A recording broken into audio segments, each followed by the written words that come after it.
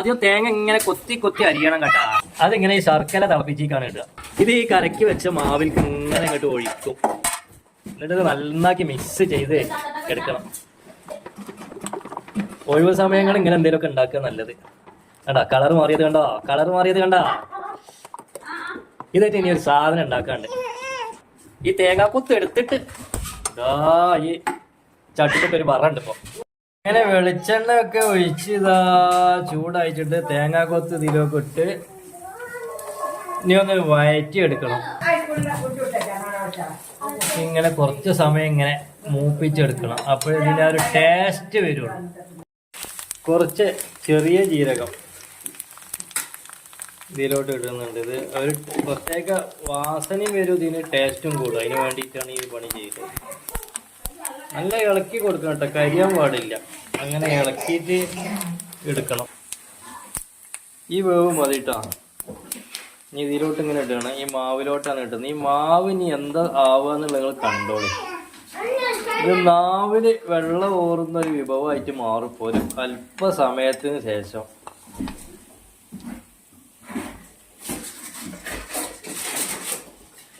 എടാ അത് പൊട്ടിച്ചണ്ടാന്ന് ഞാൻ പറഞ്ഞില്ല. നിങ്ങളെ പൊട്ടി അത് പാത്തച്ചൂടാ എനിക്ക്. അത് ഒക്കെപ്പാട് അവിടെ പരത്തുക, പൊട്ടിച്ചാതെ പൊട്ടിച്ചിക്കാണ്ട്.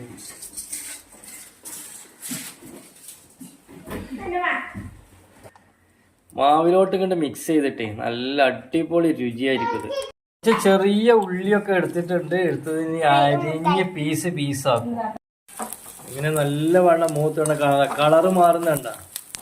ഈ ബ്രൗൺ കളർ കണ്ട ആയി വരും.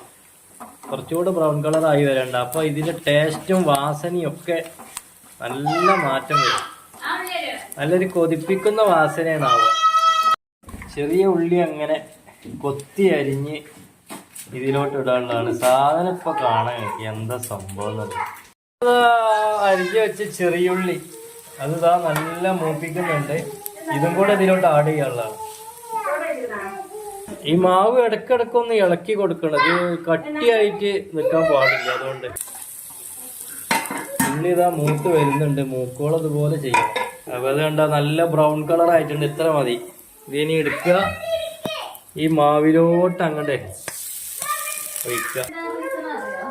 നല്ലോണം ഇളക്കി ചേർക്കേണ്ടതുണ്ട്. എങ്കിലും അതിന് ടേസ്റ്റ് കിട്ടുള്ളൂ കേട്ടോ. ലേശം ചെറിയുള്ളി പച്ച എടുത്തിട്ട് ഇതിലോട്ട് വിടണം. അങ്ങനെ നമ്മൾ ഈ കലക്കി വെച്ച മാവ് അത് എടുത്തിട്ട് ഈ ഉള്ളി മൂപ്പിച്ചിട്ട് ഇങ്ങനെ ഒഴിച്ചു.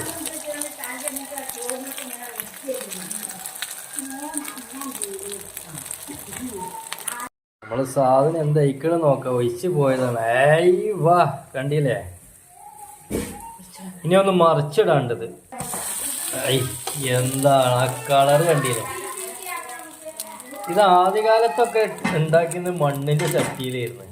അന്നൊരു പ്രത്യേക ടേസ്റ്റ് ആണ്. അന്ന് എന്താ ചെയ്തെന്ന് വെച്ചിട്ടുണ്ടെങ്കിൽ ഒരു ഓട്ടടച്ചട്ടി അതിന്റെ മേലെ വെച്ചിട്ട് കണലൊക്കെ ഇട്ടിട്ട് അങ്ങനെയാണ് ഉണ്ടാക്കുന്നത്. ഇന്നിപ്പോ അതിൻ്റെ ഒക്കെ മാറ്റം വന്നിട്ടുണ്ട്. ഇപ്പൊ ഈ നോൺ സ്റ്റിക്ക് ആയതുകൊണ്ട് മറിച്ചിട്ടിട്ടൊക്കെ ഉണ്ടാക്കുന്നത്. ഒരു സാധനം പൊളിക്കൂട്ടാ. സാധനം റെഡി ആയിട്ടുണ്ട് കേട്ടാ.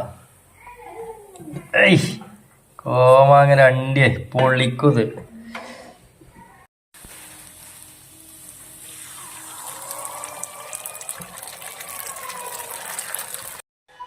സാധനം അങ്ങനെ റെഡി ആയിക്കൊണ്ടേയിരിക്കുകയാണ്.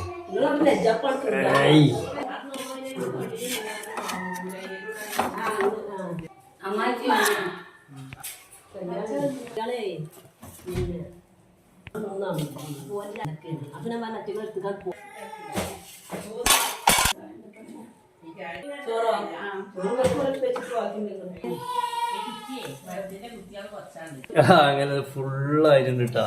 ഒരു പാത്രം ഫുള്ള് ഉണ്ടാക്കിയിട്ടുണ്ട്. ഇനിയിപ്പോ ഇതുവരെ സേവിക്കലും കൂടിയാണ് കഴിഞ്ഞാല് ഉഷാറാവും.